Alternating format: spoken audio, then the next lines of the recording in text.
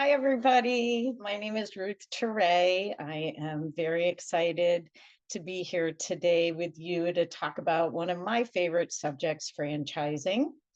So I was a franchisee. I owned a Budget Blinds franchise.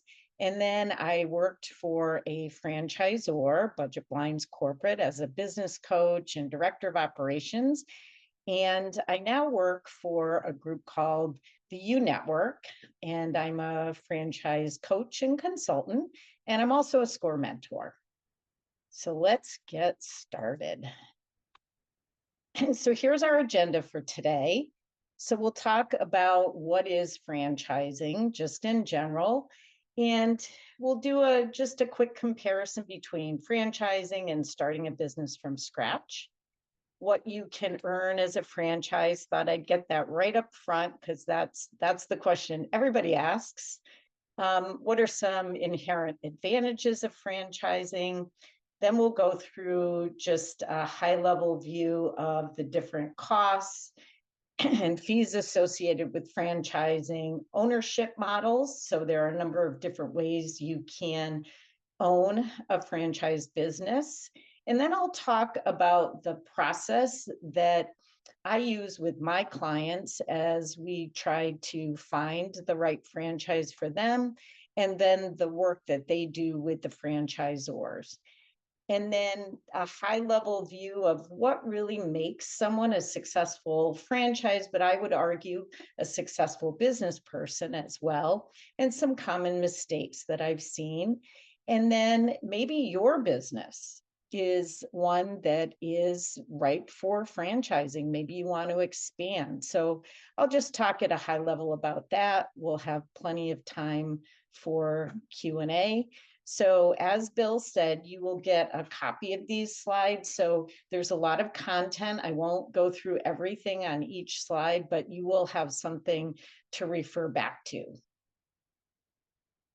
So a basic introduction to franchising. So most of the time, someone opens a business. So they say, I have this great idea. I'm going to open this business, and they perfect it and they work in it and they put systems in place and processes, and it's a profitable business.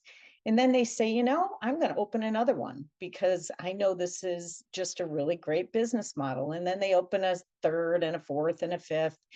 And then at some point they say, I really think this business could be successful nationwide or internationally. So I'm going to start franchising it. And that's the typical path that someone takes to lead them to franchising their business. So the franchisor, the person that created this business model, gives the right to a franchisee to operate a business under its brand. Now, sometimes you will also hear parent organization referred to. So that's a parent company with multiple franchise brands underneath. You might also hear reference to an FSO, or a franchise sales organization, that just helps promote and sell those franchises. So I thought this was an interesting statistic I found obviously on the internet from Time for You. And it says new franchisees fail only about 10% of the time, whereas independent business owners, that rate can be as high as 60%. So just to expand on that a little bit, so, why do people choose franchising over starting a business from scratch? So it's a lot lower risk. That's why the success rate is much higher. You're buying a proven successful business model. You're getting lots of support along your journey. You've got brands that are easily recognized, that people have experienced perhaps in other parts of the country. And then the downside really to franchising is that it limits flexibility, and I would also say creativity in some ways, because you need to adhere to those brand standards, because the franchisor wants to make sure that whether you're in California or Connecticut, that the experience in that store, if you will, is the same wherever you go. And then there's also some territory restrictions. Oftentimes you can only operate your franchise business in a set number of zip codes. Now, when you start a business from scratch, you've got complete control. You can design this business to be whatever you want it to be. Now, that does come with some higher risk because you've got to come up with all of your own systems and processes, and you've got to develop all of that supply chain. Everything has to be developed for the first time. And that includes your marketing strategy. How do you reach your customers? How do you drive them into your location? Or how do you get them to pick up the phone and call you for your services? However, what's really appealing to a lot of entrepreneurs is that you can really create that unique, personalized offering. It's your baby, right? I mean, it's something that you created in your mind and brought to life. So that's the real appeal of starting a business from scratch. So we have a phrase that we like to use in franchising, and it's at the bottom of the slide. You can be in business for yourself, but not by yourself. So what can you earn as a franchise? The $1,000,000 question. I hear this question all the time from my clients. So the typical answer I give is it depends. It really does. But here are some of the things that you would consider when thinking about what you can earn in a specific franchise. So the earnings really will differ based on the brand and the industry that you're in. If you have a brick and mortar location, where that location is, the kind of foot traffic that you get, and just overall the brand, if it's easily recognizable, if it's something like in the food and beverage industry where it's a volume-based business, and people typically drink coffee every day, then you're going to have a greater revenue potential. However, you also may have higher operating costs just based on staff. So the industry and the market demand. So some of the high demand sectors you could think of, again, food, or you could think of fitness. So that revenue might be higher, but then also the competition could be higher. So as most of you said in the poll that Bill did, it's a lot easier in the beginning to have a home-based business, a business where you bring your products, your services out to your customers. And that can actually help you break even. It lowers your initial cost of entry.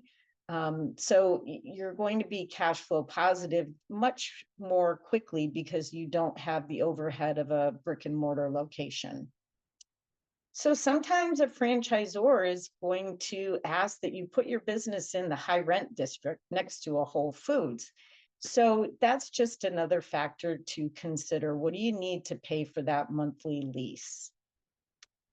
If the franchise brand has been around for a while, it has a really good reputation, then typically people have experienced it in the past, maybe not in your town or near where you live, but maybe in other parts of the state or other parts of the country, which there's that just sort of inherent trust. So that will drive people into your business, helping you to get off the ground much more quickly. So when you buy a franchise, you're really buying that model, those systems. So when you adhere to those systems, when you spend the amount of money they tend to tell you to spend on marketing, even though it really hurts very, very bad in the beginning, those are the things that are going to lead you to success and lead you to profitability much more quickly. And then the bottom bullet point, royalties and marketing fees. So Lots of discussion around that, and I'll go through those in a little more detail. So just building on that slide in terms of what you can earn are some inherent advantages of franchising. So if it is a known brand, then you get that immediate market entry. So franchisees are much more apt to be successful quickly because it's a known brand, a known commodity. So operational support.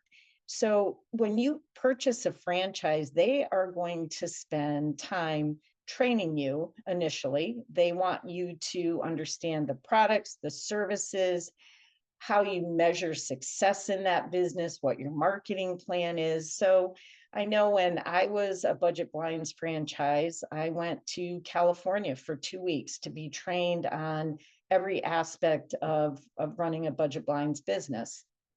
And then you get ongoing assistance. So when I sold my business and I joined corporate, I was a business coach. So I would help existing franchisees either setting strategy, working through challenges, answering questions about measuring, you name it. But you get not only that initial support, but then ongoing support. So often times you will see your marketing broken out into two different categories. So you've got your national advertising fund, which is run by the franchisor, and it's really meant to build brand awareness, top of mind awareness for that brand. And then they give you a game plan, a roadmap for you to follow for your local area marketing. And it'll talk about things like social media, Facebook, Instagram. It'll talk about SEO and what you need to do on your website, what you need to do pay per click with Google. But then it'll also talk more about marketing from a networking standpoint. So, what do you need to do from that organic perspective? So, you're buying a franchise because someone has figured out how to make it profitable and successful. So, just following those standardized operations will benefit you immensely. Just it's more like execution than trying to reinvent the wheel. And when I was coaching people, I would often find that people would come in and they went through the training and then they'd say, well, I think I just know how to do this a little bit better. I have this experience, so I'm going to do it this way. And the typical cycle would be they would try that for a while and it wouldn't work. And then they would come back and say, help me follow the model. I need to get back on track. The other thing you get with a franchise is you get access to vendors and suppliers that will provide you your products at wholesale costs. So it gives you that opportunity to make that profit as you're reselling them to your customers.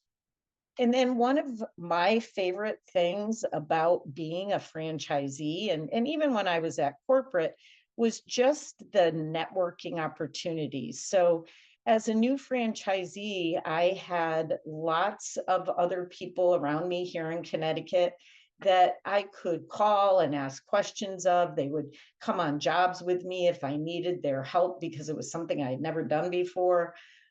We'd have an annual convention, and that was always one of the highlights of the year, being able to reconnect with people you went to training with and just really talk about strategy and how you position certain products.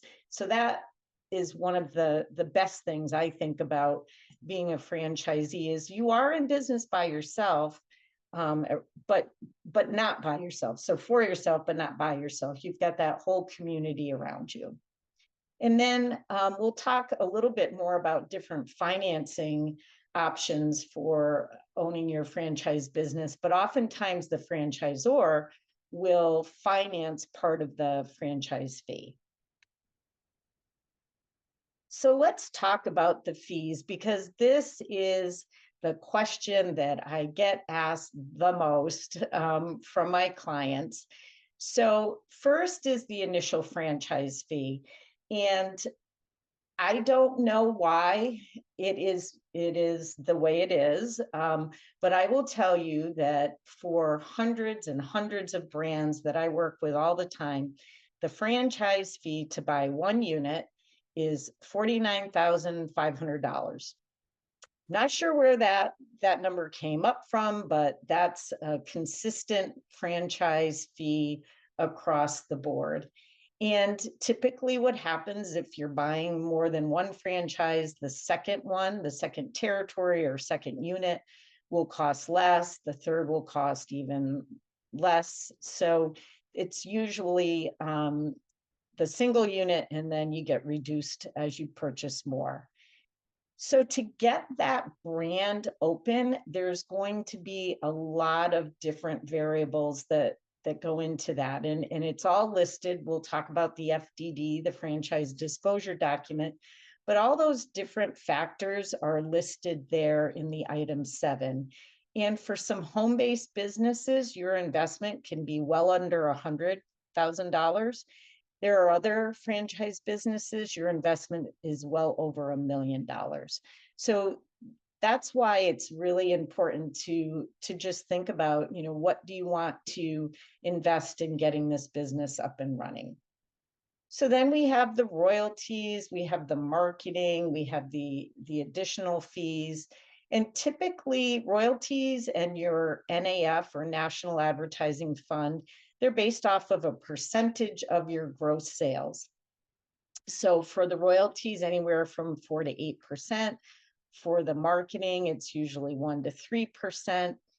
And the purpose of those fees is to really support the franchisor in developing new products, new services, that supporting the folks that are providing you that ongoing support, making sure that they've got additional vendors in the pipeline to offer products to you as a franchisee. And yes, it does impact your earnings because it's coming off of the bottom line, right? It's a fee that you're paying. But the way that I look at this and the way that I talk to people about this is that if you've set your goals and your targets for what you need to put in your pocket at the end of the year, and you're meeting that or exceeding that, the royalties and the marketing fees, I look at those as a cost of doing business. The fact that you've purchased this franchise, you're following the model, and you're achieving success, which is in line with your goals, then paying those fees back to the franchisor, it's really just one of the line items in your profit and loss statement, and it's how you got there. It's all that stuff that they're providing to you as a cost of doing business to help you achieve your goals. So the last column talks about real estate and build outs, and that can vary, as I said, depending on where you're located or how complicated the build out is. It's really important as you're thinking about franchising as an option to understand what it's going to take to build that franchise out. And if it's high-end finishes, if it's more complicated, it's simply going to cost more. So now let's just move into the different types of ownership. So we'll start with a single unit, or sometimes you hear it called single territory. So it's when you purchase one location. That's what I did. I purchased one Budget Blinds location up in West Hartford. And it's really ideal for someone like me. I didn't have any business ownership experience. I had been in corporate and IT for many, many years. So it was a great way for me to enter into the world of business ownership by purchasing a single unit. So I was full-time in my business. I worked in my business as my full-time job focus. So I was really able to connect with my customers, to connect with my team, to really influence, how I built that business overall. It was a lower investment because I ran it out of my house for the first 3 years. So I didn't need to have that overhead. And typically, because I was in the business managing it, I wasn't paying a manager. Some considerations, although I would argue that, growth can be limited because I was working within a defined territory. However, there are strategies that you can put in place to mix up, where your revenue is coming from. So in my case, I was primarily dealing in the residential space, but I became a certified woman and minority-owned business in the state of Connecticut and in the city of Hartford. And then that opened up all these large-scale commercial type jobs to me. So multi-unit, pretty simple. It's you're buying multiple territories or multiple locations of that brand. So it's ideal for experienced franchisees. So a lot of times what happens is somebody starts off with one territory. They know the business, they see that it's a successful model, and then they purchase adjoining or contiguous additional territories to be able to get that scale and that growth. So it just gives them, a higher overall, earning potential because they've got more people that they're actually able to provide their services to. It also, in a lot of cases, allows you to get some economies of scale. So you can leverage people across these multiple territories if you're not, completely built busy, 8 hours a day or 10 hours a day, 5 days a week. You can actually leverage some of your staff to support some of the other newer locations. So it's a higher investment. As I said, you buy your first franchise for $49,500, and then you buy those additional territories. But it's still an overall higher investment, and it could also mean you need some additional equipment.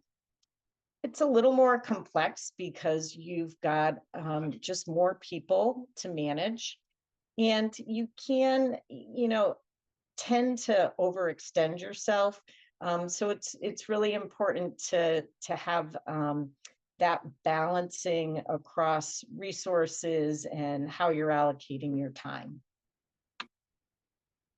So the next type of ownership is what we call a master agreement or master franchisee. And so basically, you buy a population. So let's say you wanted to buy, half of the state of Connecticut. And so you're paying a per population fee. So it's usually 30 cents, something like that, or it'll vary between the different franchisors. But you're buying access and rights to that entire population. You agree that you're going to open up some of your own locations. So you're going to actually be an active franchisee, but then you also will allow other people to come in and operate one of these businesses in your area, in that geographic area that you purchased. So the benefit is that you have multiple revenue streams. So you often will get a percentage of the franchise fee. You also get a portion of their royalties. So some of it goes to corporate and some of it goes to you as the master franchisee. And it allows you to really have, pretty tight control over that area that you purchased. Now, it's expensive. It's definitely, you've got that cost of buying that geographic area. But then in addition to that, you have the cost of just opening up those franchises. So you may decide you want to open up 3. You've got to have that additional revenue or additional funds set aside to be able to open up those businesses and run them yourself. So very similar to a master agreement or master franchisee is the area developer. And so the key difference is they don't have other franchisees. coming in and running businesses in their area. So they purchase a geographic area and then they commit to the franchisor that they will open a number of units. So it could be 3 units or 5 units. It really will depend on how big of an area they buy. So what's nice is that, you exclusively own that region. But you do have to stay on a timeline because you have committed that you are going to open that first unit within a certain number of months, and then you're going to open a second unit, maybe it's a year later. So it allows you to control the growth, but it also requires that you have really good planning skills, because you need to be thinking about the next one you're going to open while you're still in the process of opening the first. So the last one I want to talk about is called semi-absentee, and this is very, very popular. I would say most of my clients will choose this option. So basically, it's designed for people that want to keep their full-time job, receive their benefits, but have a franchise business that is on the side that they're using either as an investment. Maybe they want to diversify their portfolio, or it could be a bridge to retirement. So you still have to be involved. So you're still going to be involved 5, 10, 20 hours a week. The amount of time you need to give is always greater in the beginning while you're getting everything set up. But you put a general manager in place, and that person is the one that's going to run that business for you. So your time is really spent working with your general manager, looking at your KPIs and your financial statements, making sure that your marketing plan is doing what you need it to do. And it gives you that ability to keep doing your full-time job, do this work after hours or on the weekends. So the thing that is really very important in this model is that you have a good manager, obviously, because your success and your investment really will either thrive or die based on, the performance of your manager. So there's a little higher investment in the sense that you aren't in the business, as we talked about with the single unit. You're hiring someone to run that business for you. So although you may be profitable, you're not going to take as much money out of the business as you would if you were running it full time. But to sort of balance that out, you've also got a full-time job salary that's coming in and those other benefits. So now we'll talk about how you become a franchisee. And so this is the process that I use with my clients as we go about finding them the right franchise, and then how they work with the franchisor. So we'll go through some of the major milestones in that process. So it all starts with some, sort of soul searching, a self-assessment, and really discovery about what you want out of a business. So what is important to you? Are there things that are off limits? What do you want to achieve with this business? Are you going to plan to work in it at some point in the life of you owning it? Then what kind of skills, what kind of experience do you bring to the table that the franchise business will be able to utilize? How much money do you have that you want to put into this investment? So it's often how much do you want to fund? That's a consideration, but then also how much cash do you want to put into the business? And then I always talk to folks about their level of commitment. So it takes time to actually go through all of these steps. to first find the right business, but then to work with the franchisor and go through their process. So just understanding, if you're in a crazy kind of job and you're working 70 hours a week, this might not be the right time for you to want to look at a franchise. So how we start is I have folks fill out a profile and do a self-assessment, and then we would talk about industries that they're interested in, things that they're passionate about, or perhaps they're just looking at this as a simple and not sexy business that would be rather easy to operate, especially if it's from a semi-absentee perspective. And then I will look at all of the brands that are in a specific industry. So sometimes people want to go very deep in one industry, or other times, and more often, they want to go wide. So they might want to look at the pet space, at food, senior care, and fitness. So we look at a couple of brands that have a unique offering in those different industries. And then we assess, what's the actual demand for that service in your geographic area. So we talk about that industry. I find some brands that would be a good fit.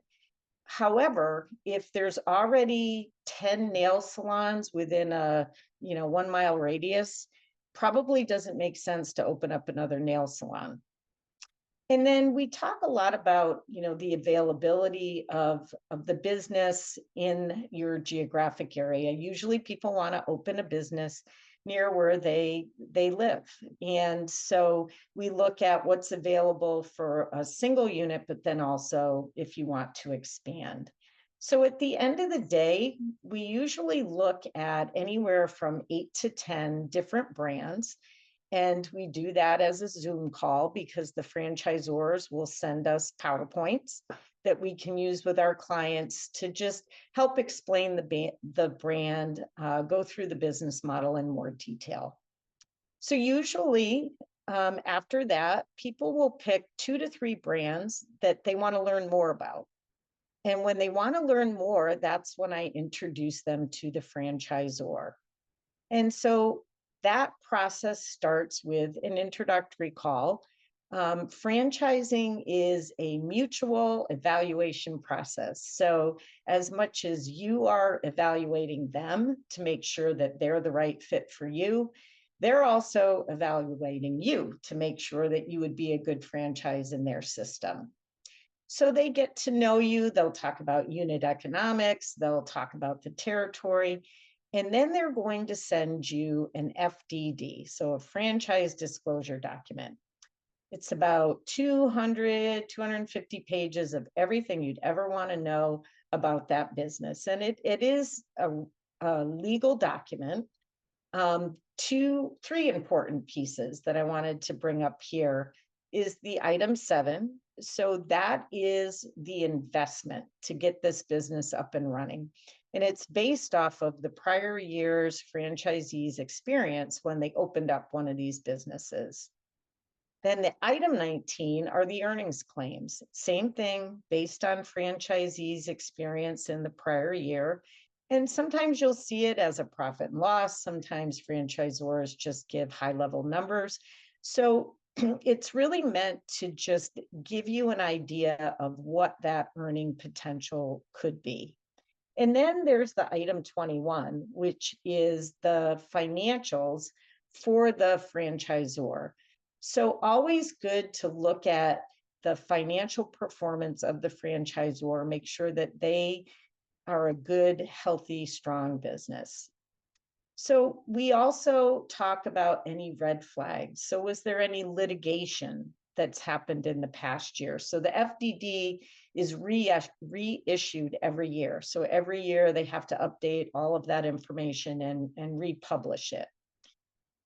Is there a high turnover? So if a lot of franchisees decided to close or sell their businesses. So just anything like that that might just cause us to pause and then ask more questions. So after you read through the FDD, you can think of it as a go, no, go or no go decision point. So if you like what you've read, if you're still positive about this brand, then we move to the next phase, which is called validation. And I believe that this is the most important step in the whole process because it's when you talk to other franchisees, and there's no better way than to talk to somebody who is actively working in this business, running it day to day, to understand what it's like to be a franchise. And I talk to people about this a lot when they want that semi-absentee ownership model. Because if the franchisee says, yes, I'm running this semi-absentee and I spend 5 hours a week, you're like, hey, that's great. I can do that. That fits into my life. If they told you it was 25 hours a week, then that would cause you to just take a step back and really think about, is this what I want to do with my precious spare time? Also suggest that you visit other franchise locations. In Budget Blinds, we'd call it a ride along because we would go out to customers' homes. So you'd get in the van with one of the other franchisees and just watch them actually do their business in the real customer's home. And then the other thing that's so important about validation is that you can ask those franchisees just about anything, and they will share. They'll tell you if they're happy, they'll tell you if they're not, the good, the bad, the ugly. And the reason they're so willing to do that is because not too long ago, they were probably in your shoes thinking, oh, I've got to decide if this is the right franchise business for me.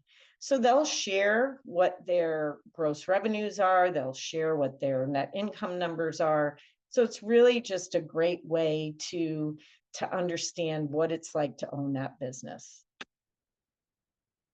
So along the process of checking out the franchisor and making sure it's the right brand for you, about halfway through the process, we start talking about financing. So people have lots of different options available to them.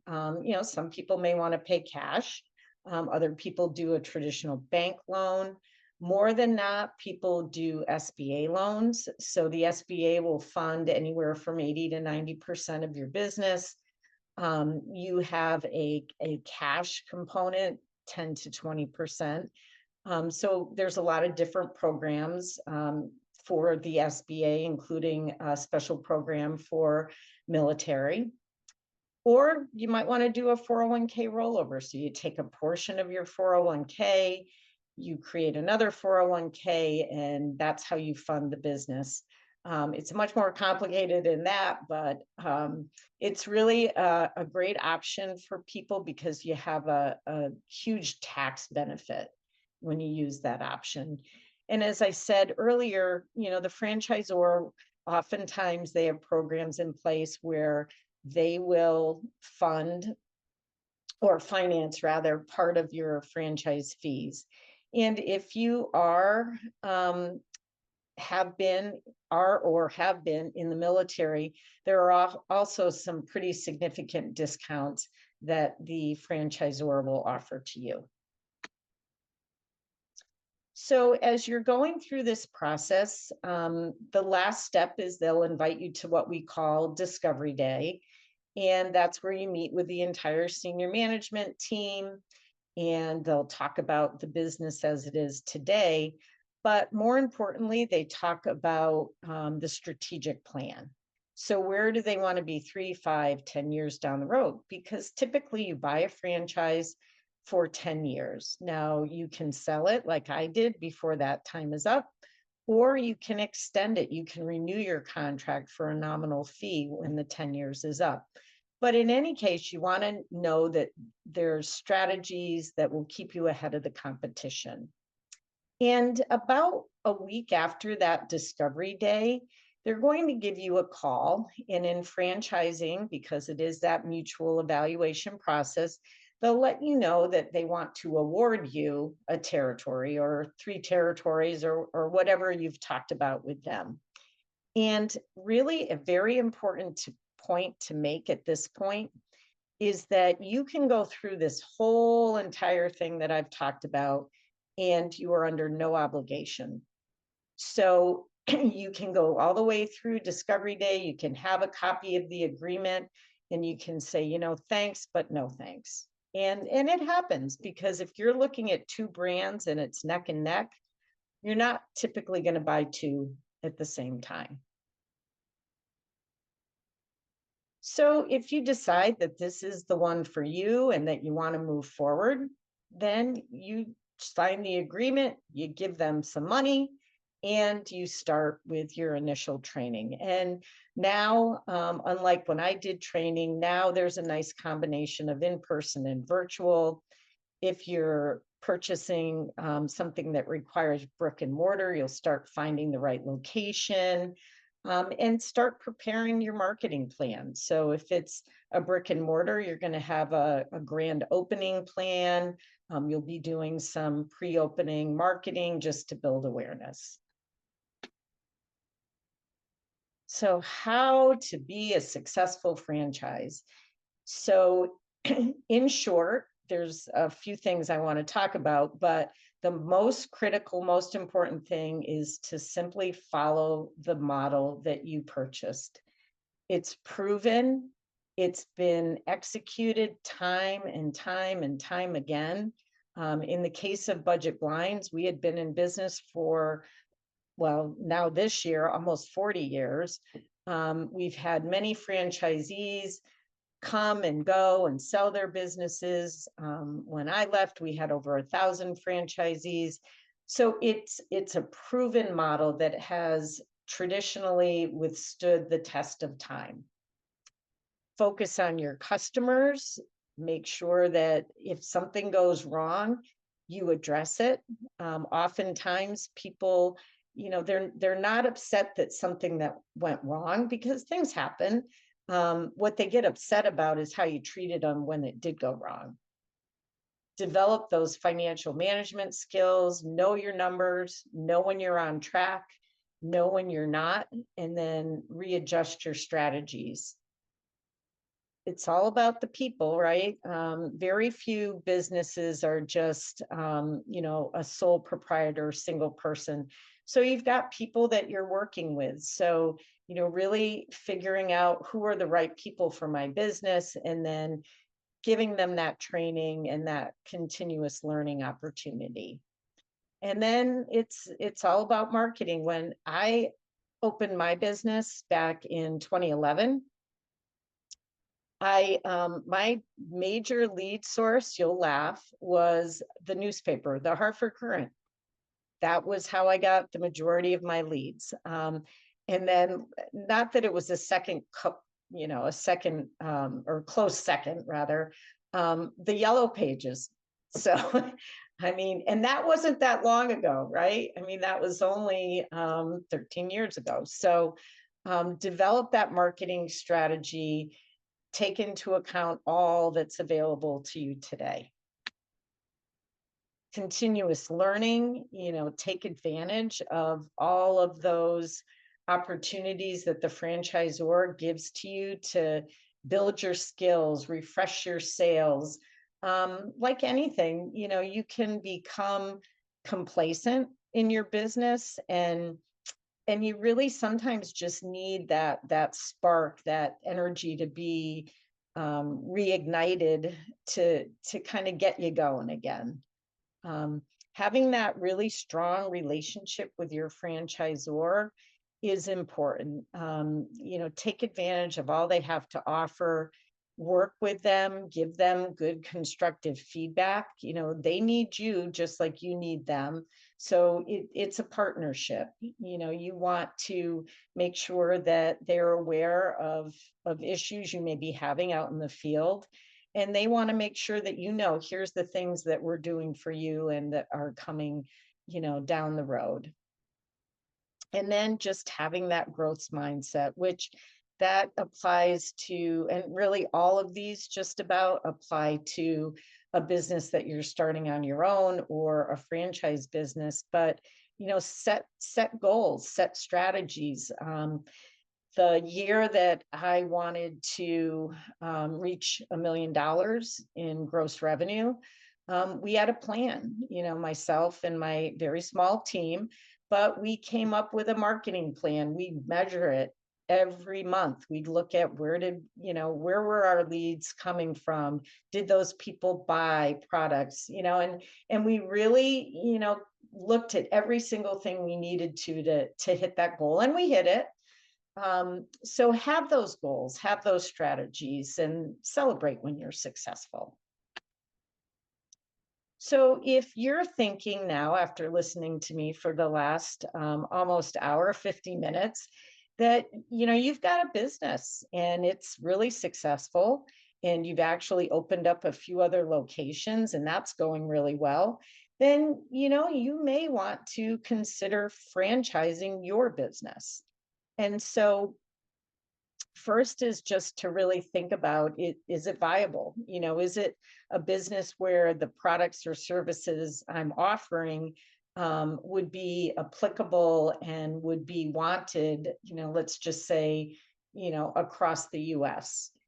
And then to figure some of that out, what is that analysis that I need to do? So how can I test that these products and services would be just as successful, somewhere else in the country? So most important is to really seek that professional help. So there are people that's all they do is help people bring their business into franchising. So everything from writing the FDD, understanding all of the legal requirements. Franchising is really very heavily regulated. So that's why every year there's a new FDD. Each state has their own specific regulations that franchisors need to follow. So having someone who's really knowledgeable in all of that is going to be a true benefit to you.